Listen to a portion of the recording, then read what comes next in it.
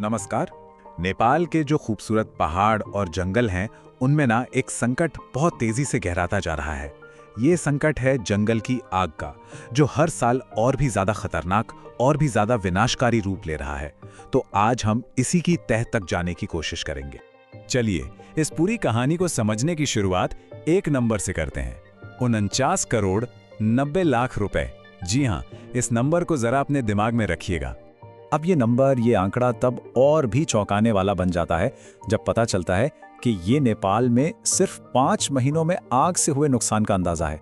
सोचिए, बस 5 महीने। इससे आप समझ सकते हैं कि ये समस्या कितनी बड़ी और गंभीर है। तो ये तो हुई पैसों की बात, लेकिन इस आर्थिक नुकसान के पीछे जो इंसानी कीमत है उसका क्या? चलिए सबसे पहले इस जलती हुई समस्या को पूरे देश के लेवल पर देखते हैं। द काठमांडू पोस्ट की ये आंकड़े ना पूरी तस्वीर को और भी साफ कर देते हैं। सोचिए, सिर्फ 5 महीनों के अंदर देश भर में आग की 1100 से भी ज्यादा घटनाएं हुई और इन घटनाओं में 16 लोगों ने अपनी जान गंवा दी, 145 लोग घायल हुए और 190 परिवार, उनका घर छिन गया, वो बेघर हो गए। ये सिर्फ नंबर नहीं है, ये बर्बाद हुई जिंदगियां हैं। ये तो बड़े बड़े आंकड़े हो गए, लेकिन जब हम किसी एक दूर दराज के गांव की बात करते हैं, किसी एक परिवार की बात करते हैं, तो उनके लिए इसका मतलब क्या होता है? इस मानवीय पहलू को, इस दर्द को समझने के लिए चलिए नेपाल के एक बहुत ही दूर के इलाके हुम्ला, वहां हुई एक घटना को देखते हैं। खबर अब की ये रिपोर्ट वाकई दिल दहला देती है। आग ने सिर्फ घर नहीं जलाया, बल्कि जैसा कि यहाँ लिखा है, उसने अनाज, बर्तन, नकदी, नागरिकता प्रमाण पत्र और घर के दस्तावेज सब कुछ जला के राख कर दिया। सोचिए, ये सिर्फ सामान नहीं है, ये किसी की पूरी पहचान है, उनके भविष्य की सुरक्षा है, जो एक झटके में खत्म हो गई।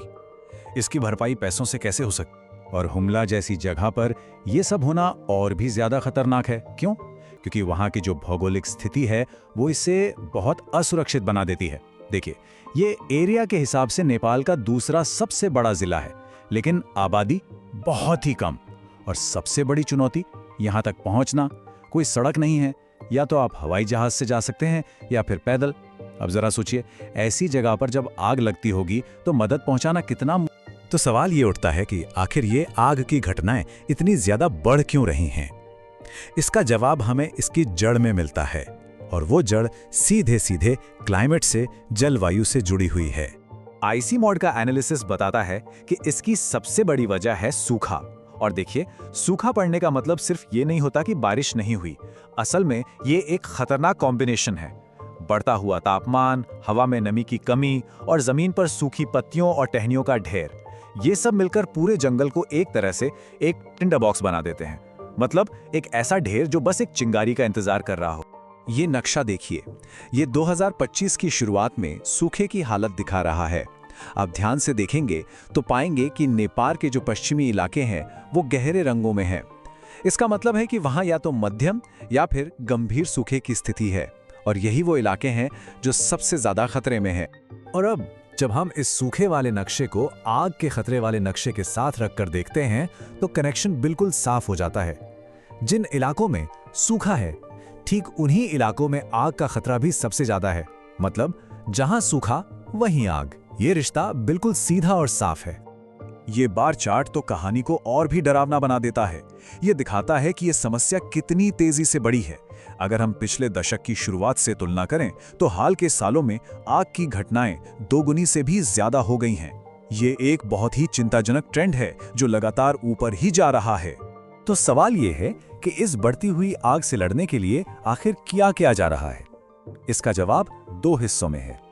एक तरफ है टेक्नोलॉजी और दूसरी तरफ है इंसानी कोशिशें।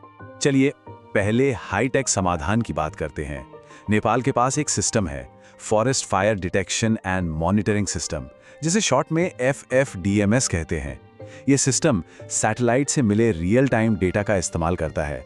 इसका मतलब जैसे ही कहीं आग लगती है, यह सिस्टम फौरन अधिकारियों को और जो कम्युनिटी ग्रुप्स हैं उन्हें SMS और ईमेल अलर्ट भेज देता है, ताकि एक्शन लेने में बिल्कुल भी देर ना हो।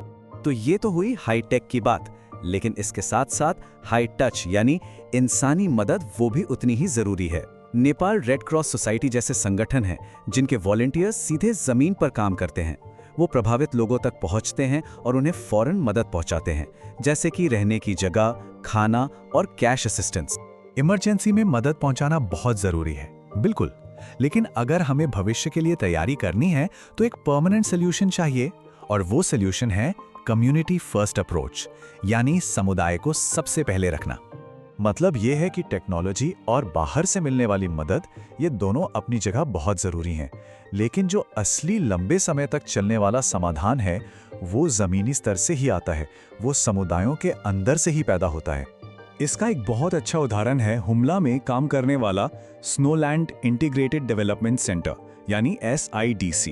ये लोग पिछले 30 सालों से भी ज़्यादा समय से वहीं काम कर रहे हैं, और उनका काम सिर्फ इमरजेंसी में मदद पहुंचाना नहीं है, वो लोग असल में कम्युनिटी को मजबूत बनाने पर फोकस करते हैं। उन्हें सिखाते हैं कि अपने नेचुरल रिसोर्सेज को कैसे मैनेज करना है, ताकि लोग खुद अपनी समस्याओं से निपटने के लिए काबिल और आत्मनिर्भर बन सकें। ICMOD के मुताबिक एक असरदार कम्युनिटी बेस्ड फायर मैनेजमेंट के लिए 4 कदम बहुत जरूरी हैं। पहला, लोगों में जागरूकता फैलाना। दूसरा, आग को रोकने के उपाय करना, जैसे कि फायर ब्रेक बनाना। तीसरा, स्थानीय लोगों को ही आग का पता लगाने के लिए तैयार करना। और चौथा, लोकल लेवल पर ही आग बुझाने की क्षमता को बढ़ाना। और ये काम सिर्फ कम्युनिटी लेवल पर ही नहीं हो सकता। जैसा कि वन विभाग के डायरेक्टर जनरल बद्रीराज ढुंगाना कहते हैं कि आग की रोकथाम के लिए सख्त नियम लागू किए जाने चाहिए, और स्थानीय अधिकारियों को आग की घटनाओं की रिपोर्ट करने के लिए प्रोत्साहित भी किया जाना चाहिए। मतलब साफ है, कामयाबी तभी मिलेगी जब ऊपर से पॉलिसी बने और नीचे से लोग एक्शन लें। दोनों को साथ मिलकर काम करना होगा। तो आखिर में हम सब एक बहुत बड़े सवाल के साथ रह जाते हैं। ये दुनिया लगातार गर्म हो रही है, तापमान बढ़ रहा है। ऐसे में क्या स्थानीय समुदायों की एकजुट कोशिशें आग के इस बढ़ते हुए खतरे को हरा पाएंगी? शायद नेपाल का भविष्य इसी सवाल के जवाब पर टिका है।